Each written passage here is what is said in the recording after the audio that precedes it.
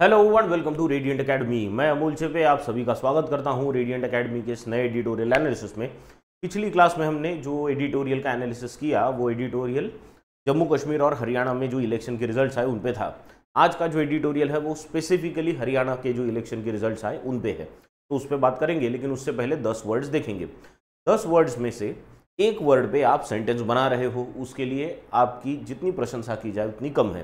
पर एक चीज़ पे अभी काम करना शुरू करना पड़ेगा आपको कि अभी जो आप सेंटेंस बना रहे हो, बहुत सारे लोग अभी भी सेंटेंस को कहीं से उठा के वहां पे चिपका रहे। That is not the right way to do it, है ना। एक ही सेंटेंस बनाना है तो थोड़ा सा सोच के खुद से बना लो। गलत हुआ तो चलेगा, पर सेंटेंस बनाने के पीछे की जो कोशिश रहेगी उससे आप कुछ तो भी सीखोगे एटलीस्ट। अगर सिर्फ कॉपी पेस्ट करना है तो उससे लर्निंग की कितना है। लर्निंग देखो, हर एक चीज से हम कितना सीख रहे हैं, लर्निंग कितनी हो रही है, ये देखना बहुत जरूरी है। तो if there is zero learning the action makes no sense. There has to be some learning from any action that you do. सही है, तो खुद से सेंटेंस बनाओ। गलत हुआ चलेगा, कोई कुछ नहीं बोलेगा, लेकिन जब गलती करोगे तभी सीखोगे। तो एटलीस्ट सीखने के लिए कुछ कर लो, ठीक है। चलो आज हम चलेंगे। पहला वर्ड जो आज हमारे पास है वो है पॉम्प। पॉम्प का मतलब होता है भव्यता या वैभव, है ना। जैसे हमने अंबानीज की यहाँ की शादी देखी थी, तो उस शादी में क्या था, there was a lot of pomp in it. Pomp था मतलब भव्यता थी, वैभव था, दिख रहा था उनकी फैमिली का उसमें, ठीक है। देखो sentence, the royal wedding was filled with tradition and pomp. Royal wedding में ट्रेडिशन के साथ क्या था, पॉम्प था, यानी भव्यता थी, वैभव था।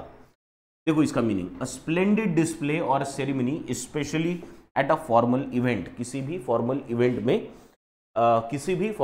में की गई भव्यता या वैभव वाली जो चीज होती है उसे पॉम्प कहेंगे हम। सिनोनिम्स क्या होंगे इसके, grandeur. Grandeur word comes from the word grand, इससे आता है।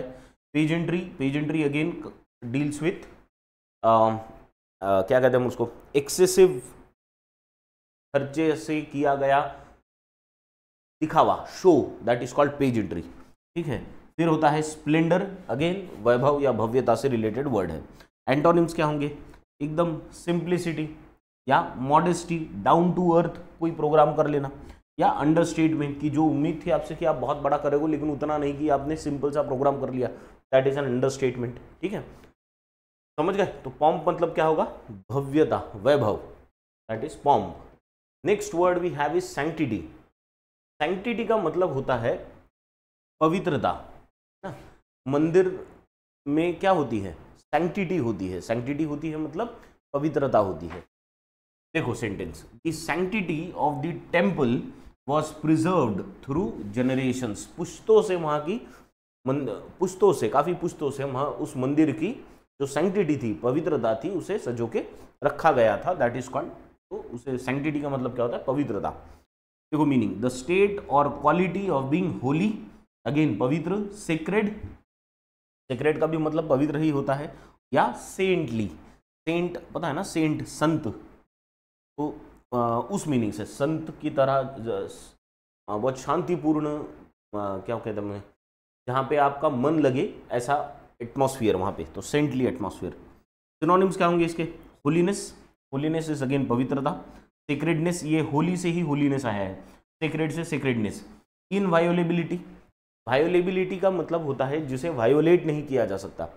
वायोलेट नहीं किया जा सकता मतलब, इनवायोलेबिलिटी का मतलब होता है जिसे वायोलेट नहीं किया जा सकता। वायोलेट करना मतलब किसे अशुद्ध कर देना। तो जिसे अशुद्ध नहीं किया जा सकता, जो चीज़ शुद्ध है, उसे हम इनवायोलेबल कहेंगे। एंटोनिम्स क्या होंगे इसके, प्रोफेननेस। प्रोफेननेस का मतलब होता है अपवित्र। देखो अब दो वर्ड्स हैं, प्रोफेननेस ये भी अपवित्र है, डेसिक्रेशन ये भी अपवित्र है। आपने सुना होगा, जब किसी मंदिर को, मंदिर या कहीं भी कुछ भी, कहीं भी मूर्ति है कोई, किसी महात्मा की, किसी महान व्यक्ति की मूर्ति है या भगवान की मूर्ति है, उसे क्षति पहुंचाई जाती है, उसे तोड़ा जाता है, तो तब वर्ड आता है डेसिक्रेट किया गया। तो डेसिक्रेट करना मतलब उसे पवित्रता से अपवित्र किया गया। पहले वो पवित्र जगह थी, अब उसे अपवित्र कर दिया गया, अशुद्ध कर दिया गया है। इम्प्योरिटी का तो मतलब ही होता है अशुद्ध, ठीक है ना। प्यूरिटी मतलब शुद्धता, इम्प्योरिटी इज अशुद्धता। क्लियर? सैंक्टिटी का मतलब क्या होगा फिर? पवित्रता। Next word we have is complicity. Complicity का मतलब क्या होता है? कॉम्प्लिसिटी का मतलब होता है साजिश, है ना। कुछ बहुत धूर्त व्यक्ति हो जिसने सोच समझ के कोई एक्शन लिया गया हो तो उसे हम कॉम्प्लिसिटी कहेंगे, साजिश। ठीक है, देखो sentence, his complicity in the crime was proven through evidence. उसने जो साजिश की थी उस क्राइम में वो प्रूव हो गई, एविडेंस जब मिला उससे, तो there was complicity from his side, यानी साजिश की गई थी उसकी तरफ से। मीनिंग क्या होगा इसका? The state of being involve with others in an illegal activity और रॉन्ग डूइंग। किसी भी गलत चीज में इन्वॉल्व होना लोगों के साथ में, ठीक है, तो फिर वो प्लान बनाना और गलत चीजों के लिए प्लान बनाना, इलीगल एक्टिविटी के लिए, तो दैट इज कॉल्ड कॉम्प्लिसिटी। ठीक है, कॉम्प्लिसिटी के सिनोनिम्स क्या होंगे? कोल्यूजन, कोल्यूजन मतलब भिड़ना किसी से, ठीक है। इन्वॉल्वमेंट या कॉन्स्पिरसी, कॉन्स्पिरसी का भी मतलब क्या होता है? साजिश होता है, ठीक है। एंटोनिम्स क्या होंगे इसके? इनोसेंस, जहाँ पे उसकी कोई गलती नहीं है, इनोसेंट है एकदम, ठीक है। या नॉन इन्वॉल्वमेंट या डिटैचमेंट, दूर हो आप सारी चीज़ों से, आपकी इन्वॉल्वमेंट कहीं नहीं है। समझ गए? कॉम्प्लिसिटी सिंपल सा वर्ड है, कॉम्प्लिसिटी मीन्स साजिश। चले नेक्स्ट वर्ड पे।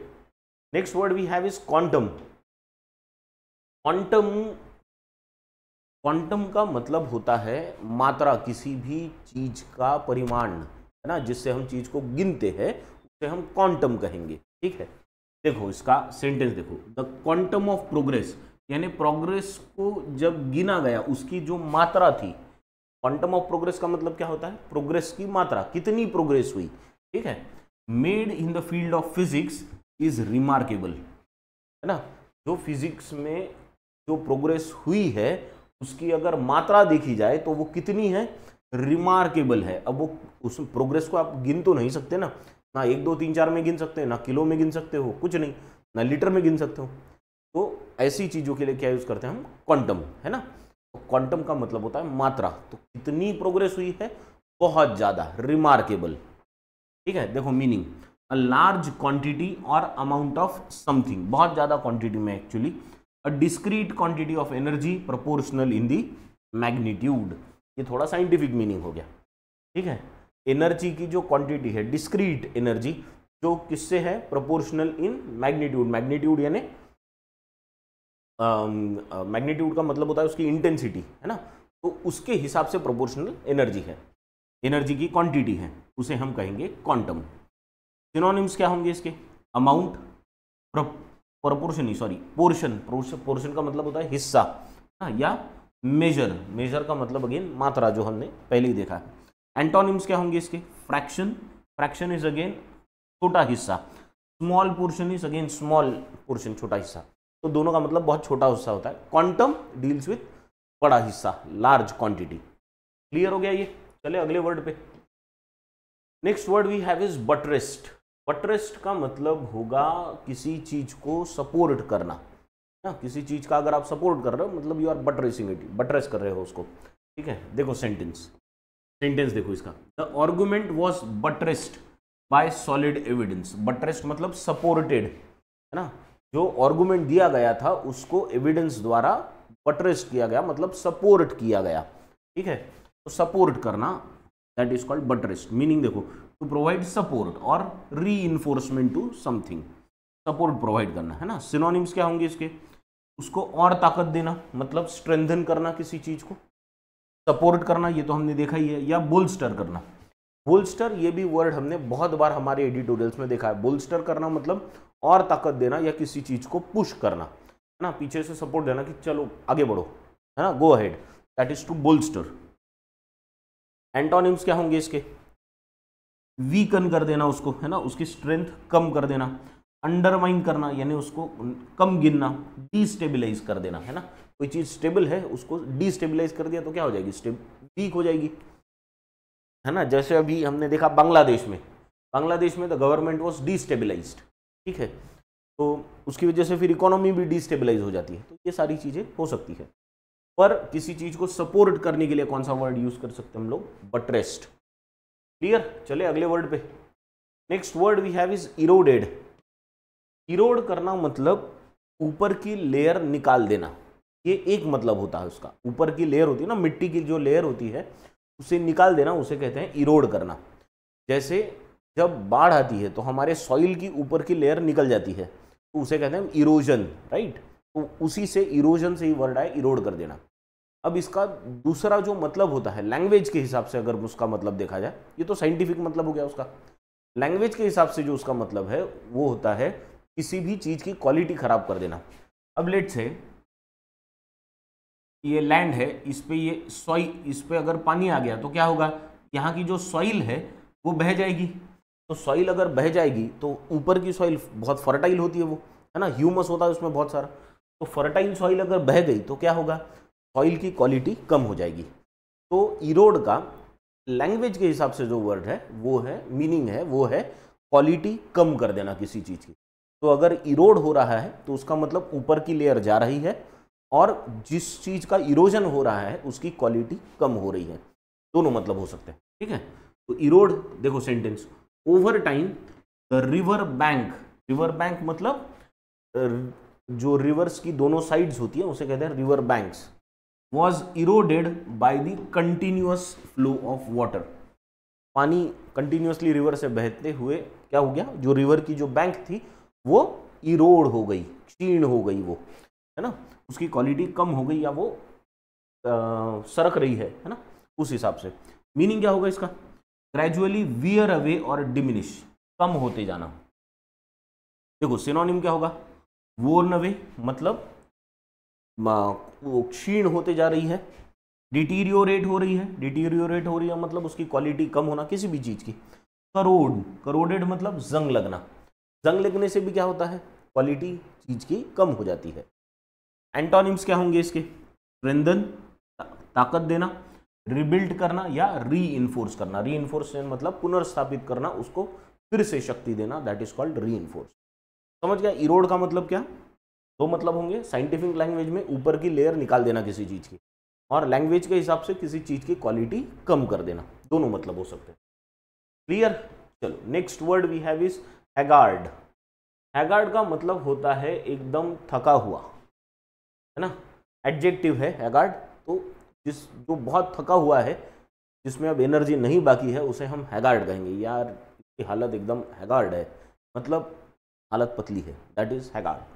ठीक है, देखो sentence, after several sleepless nights he appeared pale and haggard. ठीक है, तो बहुत नींद नहीं हुई थी इसलिए वो कैसा लग रहा था, एकदम पेल और हैगार्ड लग रहा था, मतलब एनर्जी उसकी डाउन है ऐसा लग रहा था। देखो मीनिंग क्या होगा हैगार्ड का, looking exhausted and unwell specially from fatigue. Fatigue मतलब थकान, है ना, वरी और सफरिंग। सिनोनिम्स क्या होंगे इसके, गॉन्ट। गॉन्ट का मतलब क्या होता है पता है, गॉन्ट मतलब पतला, एकदम थिन, उसे कहते हैं हम गॉन्ट। ठीक है, एकदम थिन व्यक्ति। वो यानी आउट ऑफ एनर्जी। टायर्ड तो एग्जॉस्टेड आपको पता है। सिनोनिम्स सॉरी एंटोनिम्स क्या होंगे, फ्रेश, हेल्दी या वेल रेस्टेड। क्लियर।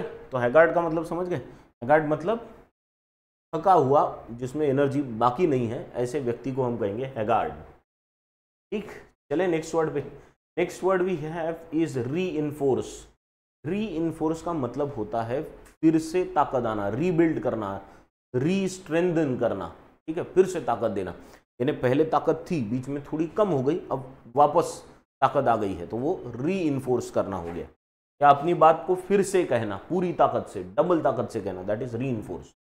देखो sentence, the teachers praise helped reinforce the students confidence. Students में थोड़ा सा कॉन्फिडेंस कम होते हुए लग रहा था, पहले तो अच्छा था फिर थोड़ा कम होते हुए लग रहा था, जैसे टीचर ने प्रशंसा की वैसे स्टूडेंट्स का कॉन्फिडेंस वापस आ गया। तो वो चीज़ वापस आना, अपनी ताकत को फिर से पा लेना, दैट इज कॉल्ड एज री इन्फोर्स। ठीक, देखो मीनिंग, टू स्ट्रेंथन और सपोर्ट एन ऑब्जेक्ट, स्ट्रक्चर और एन आइडिया। स्ट्रेंथन करना, उसको ताकत देना फिर से। सिनोनिम्स क्या होंगे इसके, फोर्टिफाई। फोर्टिफाई का मतलब होता है किलेबंदी, तो फोर्टिफाई करना मतलब फिर से ताकत देना, है ना। आप जब फोर्टिफाई करते हो, अपना किला पक्का करते हो, तो किला पक्का करते हो तो स्ट्रांग हो जाते हो आप, इसलिए फोर्टिफाई। बोल्स्टर अभी देखा हमने, किसी चीज को पुश करना, सपोर्ट करना। तो buttress can be a synonym of reinforce, right. Antonyms क्या होंगे इसके? वीकन करना, अंडरमाइन करना या सैप करना। एनर्जी इज सैपिंग, सैप मतलब कम कम कम कम करते जाना, that is SAP, energy sapping. ठीक है, चले नेक्स्ट वर्ड पे। तो रीइंफोर्स का मतलब समझना, वापस से अपनी ताकत को पा लेना, that is called reinforce. Next word we have is robust. Robust means, robust का मतलब होता है एकदम पक्का, है ना, जो स्थिर है, पक्का है, उसे रोबस्ट कहेंगे। ठीक है, जिसे आप कितना भी हिलाने की कोशिश करो नहीं हिलेगा अपनी जगह से, रोबस्ट है, पक्का है। ठीक है, देखो sentence, the robust design of the bridge allowed it to withstand harsh weather conditions. उसका डिजाइन ही इतना पक्का था ब्रिज का कि हार्श वेदर कंडीशंस को उसने मैनेज कर लिया, उसमें कुछ हुआ नहीं उस ब्रिज को, इतना पक्का डिजाइन था उसका, रोबस्ट डिजाइन। क्या मतलब होगा इसका? Strong, healthy and resilient. Resilient मतलब टिक के रहने वाला, है ना, कोई चीज उसे अपनी जगह से हटा नहीं सकती, दैट इज रेजिलियंट। सिनोनिम्स क्या होंगे इसके? स्टर्डी, मतलब स्टर्डी का मतलब टफ, ठीक है, टफ तो यहाँ पे है ही, या पावरफुल। एंटोनिम्स क्या होंगे इसके? फ्रेजाइल, फ्रेजाइल मतलब ऐसी चीज होती है जो जल्दी से ब्रेक हो जाए, है ना, ग्लास की चीज पे हमेशा लिखा रहता है इट इज फ्रेजाइल, टूट सकता है जल्दी। वीक या डेलिकेट, डेलिकेट अगेन नाजुक, डेलिकेट का मतलब क्या होता है? नाजुक है बहुत। ठीक, समझ गया? रोबस्ट, रोबस्ट मतलब पक्का, है ना, पक्की चीज को हम कहेंगे रोबस्ट है। Next word we have is resentment. Resentment is the last word for today. Resentment का मतलब होता है किसी के प्रति नाराजगी होना या रोष होना ना। There was lot of resentment among the people against the government, तो सरकार के प्रति लोगों का रोष था, नाराजगी थी, दैट इज कॉल्ड रिजेंटमेंट। देखो sentence, he felt a deep sense of resentment after being overlooked for the promotion. उसको ओवरलुक किया गया प्रमोशन के लिए। ओवरलुक करना मतलब क्या? ओवरलुक करना मतलब ध्यान ना देना, इग्नोर कर देना प्रमोशन के लिए। तो फिर जब उसको प्रमोशन के लिए इग्नोर कर दिया गया तो उसमें क्या था? डीप सेंस ऑफ रिजेंटमेंट था, उसमें नाराजगी थी, रोष था, यार मेरे को प्रमोशन नहीं दिया, बाकी सबको दे दिया, मेरे को नहीं दिया। तो ये जो होता है दिस फीलिंग, नाराजगी का स्वर जो होता है उसे कहते हैं हम रिजेंटमेंट। देखो सेंटेंस, सॉरी मीनिंग देखो, बेटर इंडिग्नेशन, सॉरी बेटर नहीं, बिटर इंडिग्नेशन, बिटर मतलब कड़वा, कड़वी सोच, at having been treated unfairly. एक जो कड़वाहट अपने अंदर आ जाती है जब हमको लगता है कि हमसे बुरा बर्ताव किया गया या हमको अनफेयर ट्रीटमेंट मिली है, उस केस में जो लगता है ना, that is called resentment. Synonyms क्या होंगे इसके? बिटरनेस, कड़वाहट, एंगर मतलब गुस्सा, इंडिग्नेशन यहीं पे देखा हमने, बिटर इंडिग्नेशन दोनों वर्ड यहीं पे देखे, है ना, रोष, नाराजगी, इंडिग्नेशन। एंटोनिम्स क्या होंगे इसके? कंटेंटमेंट। कंटेंट का मतलब होता है सेटिस्फाइड, जो हुआ है मस्त हुआ है, कोई चिंता नहीं, that is contentment. Satisfaction again same thing, goodwill, है ना, अच्छेपन, अच्छा बना जो कहते हैं हम लोग, गुडविल।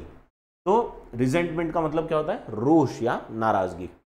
ठीक है, समझ गए 10 वर्ड्स आज के। चलो अब इन 10 वर्ड्स पे क्या करना है आपको? एक एडिटोरियल, सॉरी ये क्लोज टेस्ट है, ये क्लोज टेस्ट को सॉल्व करना है। ट्राई करो क्लोज टेस्ट के आंसर्स देने का। आंसर्स गलत हुए ना चलेगा, गलत हुआ चलेगा, बट आंसर्स दो। इसका स्क्रीनशॉट ले लो so that we can move ahead. इसका स्क्रीनशॉट ले लो और बाद में सॉल्व करना इसको, फिर आंसर देना है कमेंट में। ठीक है, डन, पक्का हो गया। चलो अब चलेंगे हम लोग एडिटोरियल पे। तो now we have an editorial against the odds on 2024 Haryana assembly elections. तो हरियाणा में जो इलेक्शंस हुए स्पेसिफिकली अभी उस पे है, क्योंकि वहाँ के नतीजे ज़रा चौंकाने वाले थे सारे एग्जिट पोल्स के हिसाब से। तो इस पे बात करेंगे, पहले आप इसको पढ़ लो, फर्स्ट पार्ट को, गो through it.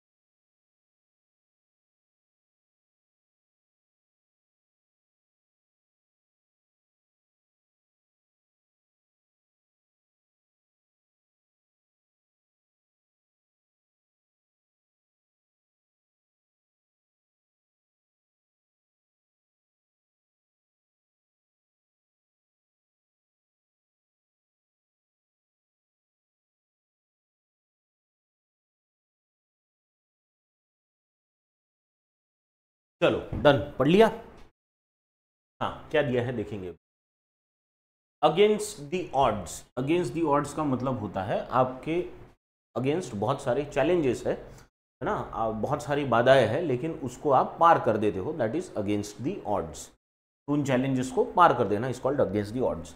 On the 2024 Haryana assembly election, अभी हरियाणा में जो इलेक्शंस हुए और उसके रिजल्ट्स आए हैं 2-3 पहले, उन पे ये एडिटोरियल है। क्या कहा है?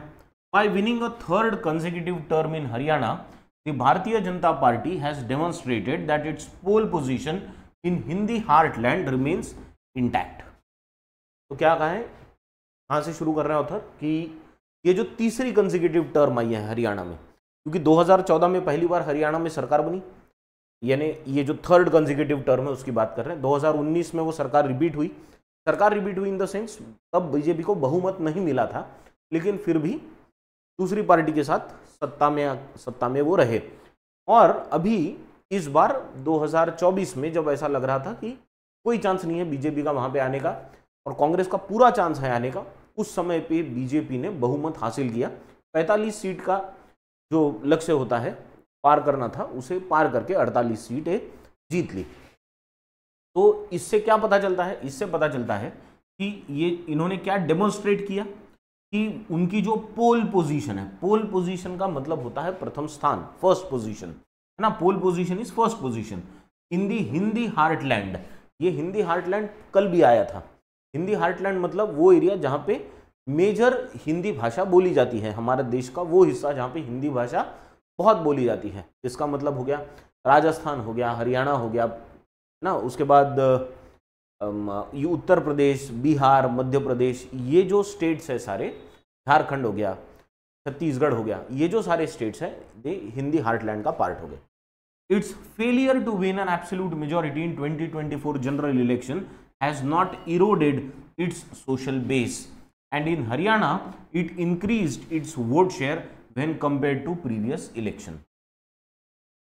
दूसरी बात क्या पता चल रही है उससे, ऑथर लिख रहे हैं कि 2024 में जो एब्सोल्यूट मेजॉरिटी चाहिए थी बीजेपी को, 240 सीटों पे सिमट के रह गई, 272 अगर मिल जाते तो पूर्ण बहुमत होता था, पर वो नहीं मिला। और ये नहीं मिला, पर फिर भी उनका जो सोशल बेस था वो इरोड नहीं हुआ मतलब वो कम नहीं हुआ है, उसकी क्वालिटी कम नहीं हुई है। और हरियाणा में तो ये ध्यान में आया कि उनका जो वोट शेयर है वो एक्चुअली पिछले इलेक्शन की कंपैरिजन में बढ़ा है। पिछले इलेक्शन में 36.5 था, ये बार 36.9% वोट शेयर मिला। ये हमने पिछली ही क्लास में देखा है। ठीक, Congress too saw its vote share and the number of seats increase. Congress के लिए भी फायदा ही था इस इलेक्शन में, उनके भी वोटिंग परसेंटेज इंक्रीज हुए और सीट के शेयर भी इंक्रीज हुए। पिछली बार जितनी सीट्स मिली थी उससे ज्यादा ही मिली है, फिर भी बहुमत नहीं हासिल कर पाए। But not enough to win power. The simultaneous gains for both parties are indicative of a sharper polarisation. देखो अब क्या किया गया, दोनों के लिए गेन, साइमल्टेनियस मतलब एक ही समय पे, साइमल्टेनियस का मतलब क्या होता है, एक ही समय पे दो विरोधी पार्टियों को अगर ग्रोथ मिल रही है, फायदा हो रहा है, गेन्स हो रहे हैं, तो उससे क्या पता चल रहा है कि वहां पे पोलराइजेशन बहुत है।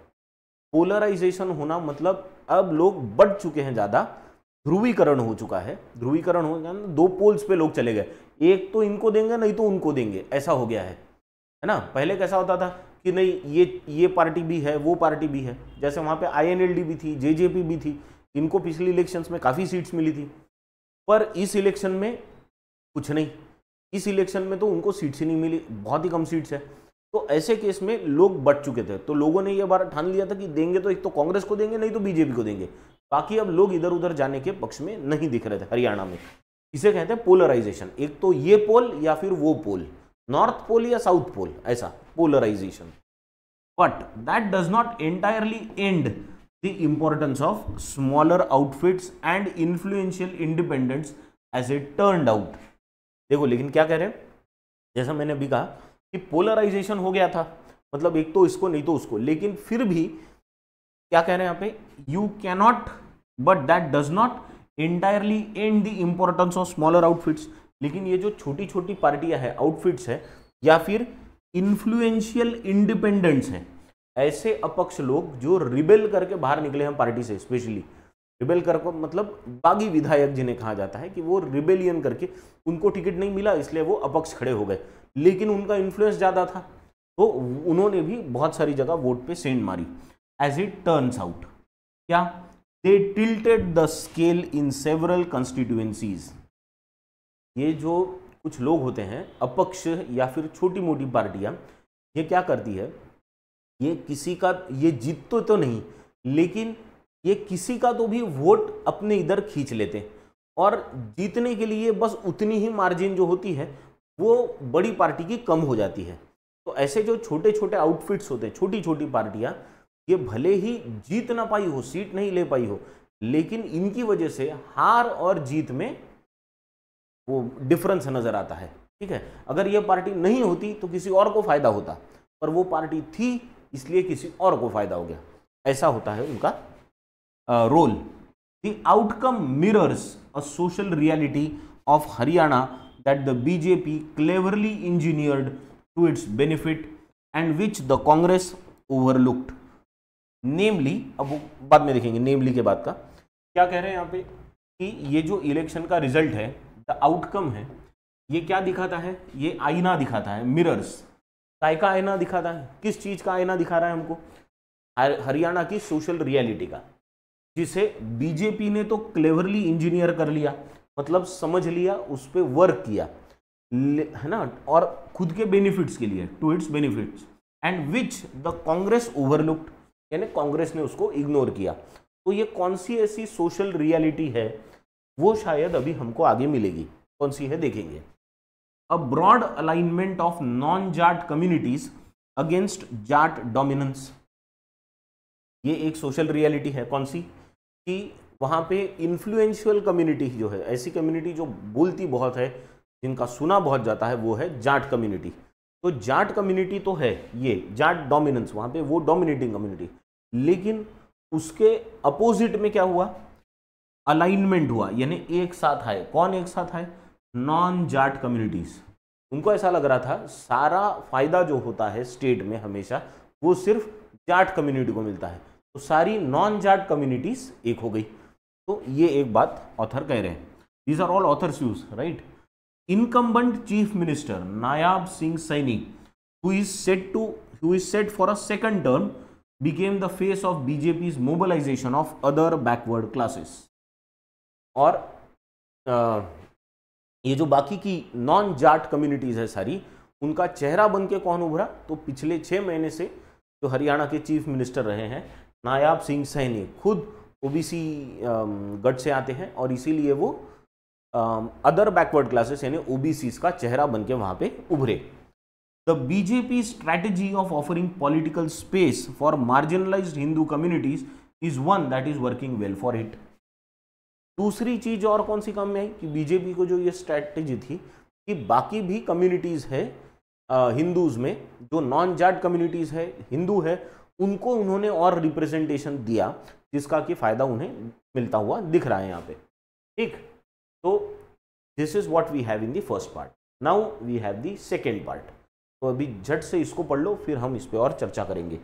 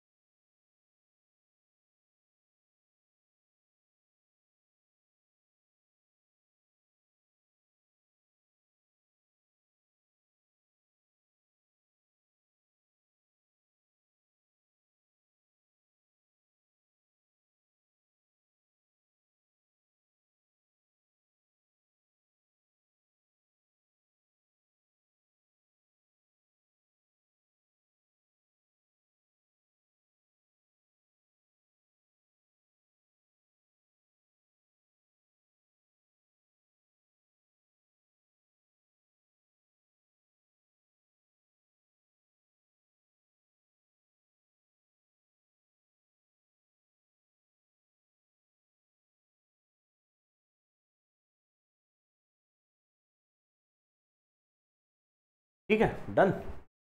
चलो, अगर पढ़ना नहीं हुआ होगा तो यहाँ पे पॉज कर लो, पॉज करके पढ़ लो और फिर रिज्यूम करना वीडियो को। ठीक है, चलो क्या दिया है, Jats possibly United against the BJP.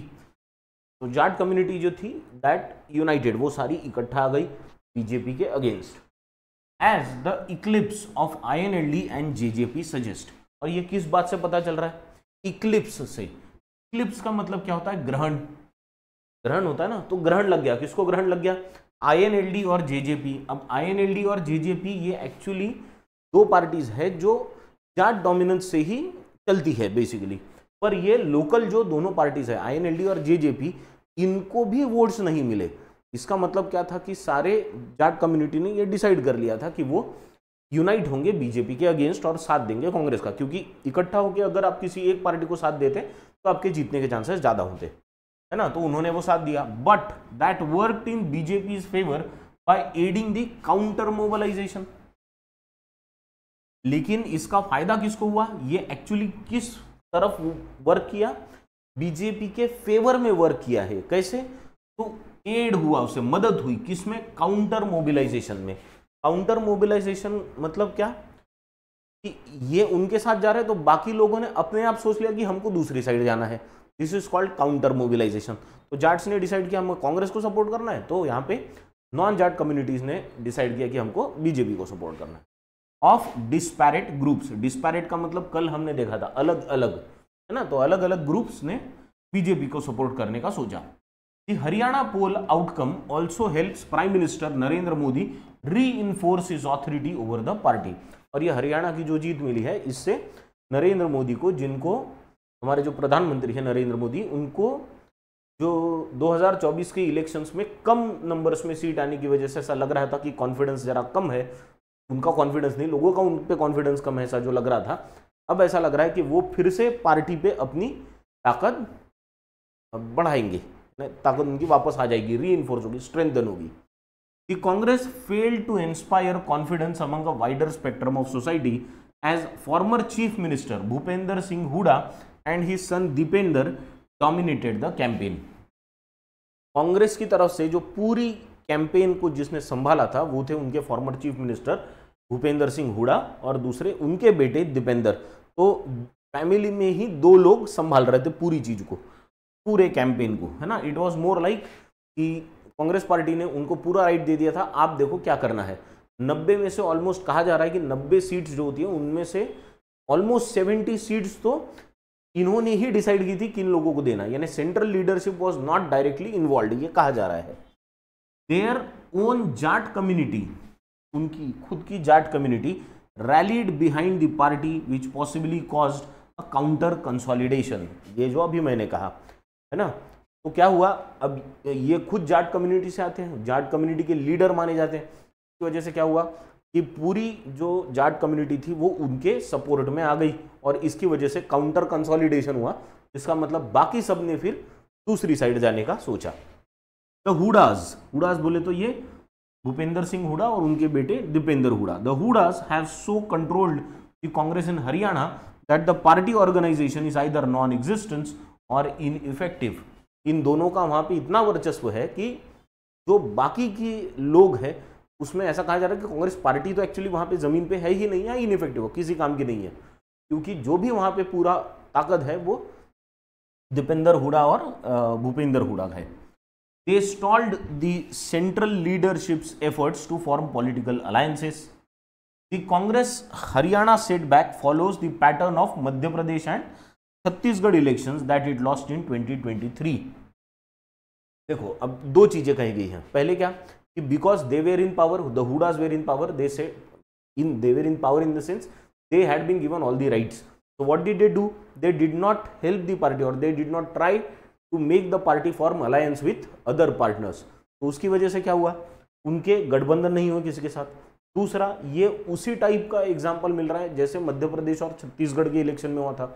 Madhya Pradesh में क्या हुआ था, कांग्रेस पार्टी ने कहा था, कमलनाथ जी जो वहाँ पे कांग्रेस के लीडर है उनको कहा था कि आप पूरा इलेक्शन कैंपेन संभालिए, तो उन्होंने इलेक्शन कैंपेन संभाला और सारा उन पे जिम्मेदारी डाल दी, पर सेंट्रल लीडरशिप का भी कुछ रोल होता है, तो they did not do anything. The state leadership tried to win but नहीं जीत पाए। उसके बाद छत्तीसगढ़ में भी वैसा ही हुआ, वहाँ पे भी उन्होंने जो लोकल पार्टी लीडर्स हैं उनके हाथ में पूरा प्रोग्राम दे दिया, आप मैनेज करो, पर वो कर नहीं पाए, तो इसकी वजह से उनका लॉस हुआ है। ठीक है, रीजनल लीडर्स देखो क्या कहा है इन्होंने, ये जो पैटर्न है मध्य प्रदेश का और छत्तीसगढ़ का, जो 2023 में जो कांग्रेस की हार हुई थी उसके लिए उसके लिए जो क्या जिम्मेदार था वो कौन सा है कि जो रीजनल लीडर्स है who refuse to accommodate party colleagues and broaden social base which failed the party. तो 2023 में जो मध्य प्रदेश और छत्तीसगढ़ में जो हार हुई थी कांग्रेस की, उसका कारण क्या था? उसका कारण था कि जो लोकल लीडर्स थे उन्होंने बाकी लोगों को अपने साथ में लाना सही नहीं समझा। जैसे उसका एग्जाम्पल आगे देखेंगे हम लोग, है ना, कि उन्होंने साथ में लाना नहीं समझा लोगों को, और इसलिए उनका जो सोशल बेस था, है ना, बाकी भी कम्युनिटीज़ के लोगों को अगर आप साथ में लेते तो आपका बेस बढ़ता था, पर वो नहीं किया और इसकी वजह से आपका बेस बढ़ नहीं पाया, जिसकी वजह से हार हुई। ठीक है, तो ये था second part. Now there is a very small third part, छोटा सा पार्ट है, just go through it quickly, जल्दी।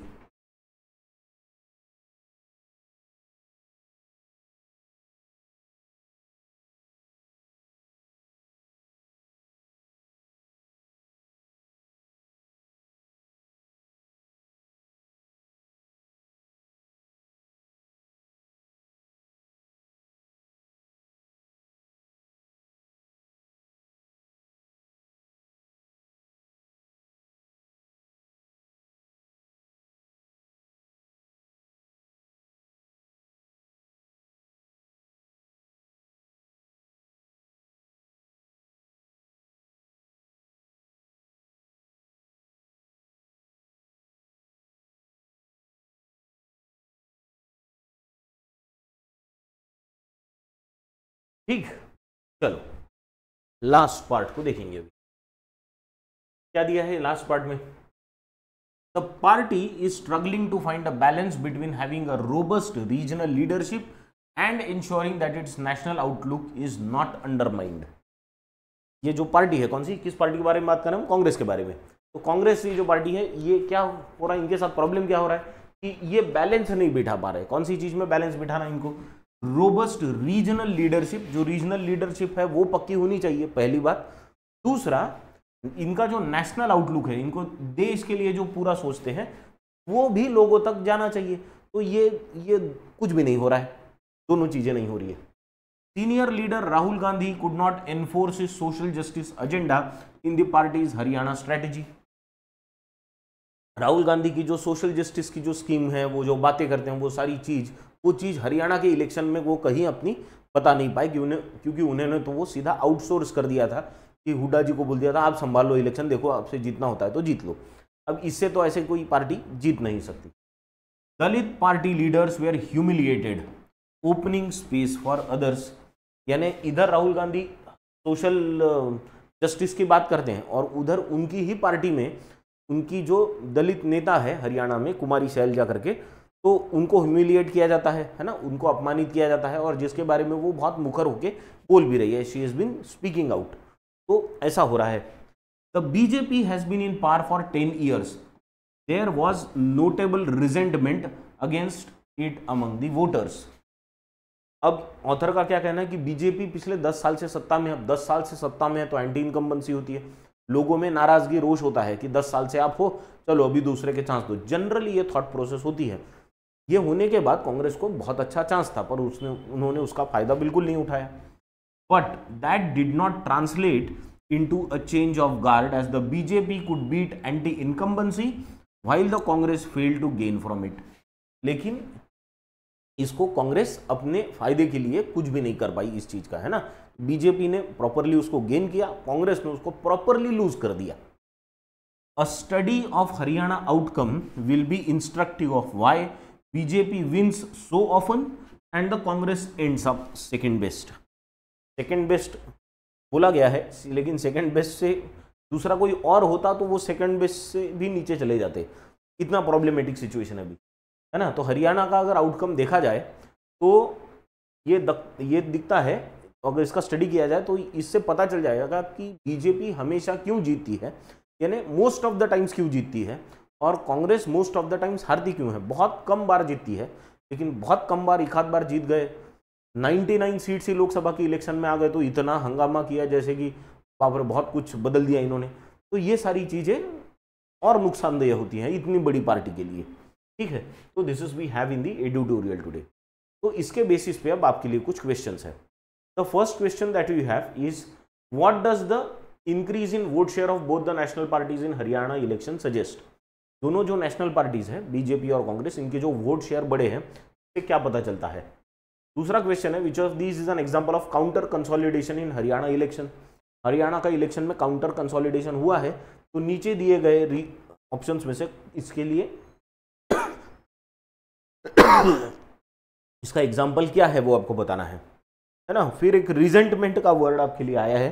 रिजेंटमेंट मतलब क्या, इसके लिए यहाँ पे ऑप्शंस दिए गए, इनमें से सबसे सूटेबल ऑप्शन आपको चूज करना है। नियरली सेम मीनिंग वाला। नेक्स्ट रीइंफोर्स इज ऑथोरिटी, ये फ्रेज है। तो रीइंफोर्स ऑथोरिटी का मतलब क्या होता है ये आपको बताना है। और फिर है what is the pattern that the author is suggesting when he says that Congress Haryana setback follows the pattern of Madhya Pradesh and Chhattisgarh elections that it lost in 2023, है ना। तो ये कौन से पैटर्न की बात कर रहे हैं जो मध्य प्रदेश और छत्तीसगढ़ में हुआ, इनमें से एक ऑप्शन आपको सिलेक्ट करना है। और लास्ट में कल जो एडिटोरियल हमने देखा था और उस पर जो क्वेश्चंस पूछे थे उसके आंसर्स आपको यहाँ पे नीचे मिल जाएंगे, ठीक, क्लियर। चलो, और अभी आप सबको सॉल्व करने के लिए एक छोटा सा पैराजंबल। कल जो पैराजंबल हमने लिया था उसका आंसर था CBADEF, ये कल के पैराजंबल का आंसर है, ठीक है। अब आज का जो पैराजंबल है ये आपके लिए स्क्रीन पे है, इसका स्क्रीनशॉट ले लो और इसका आंसर आपको कमेंट में देना है, ठीक। चलो, तो इसके आंसर्स आपको कमेंट में देना है। जो भी वर्ड का सेंटेंस आप बना रहे हो, it's a very humble request to all of you, एक ही बनाओ सेंटेंस। एक ही बनाने को बोला ना, तो वो खुद से बनाओ। गलत हुआ चलेगा, उसका टेंशन नहीं है, लेकिन खुद से बनाओ। लर्निंग होना जरूरी है, इतना ध्यान में रखो। हमेशा सही होने से आप कुछ नहीं सीखते, गलती करो तो सीखोगे, ठीक है। तो आज यहीं रुकेंगे, बाकी देखेंगे कल। Thank you very much.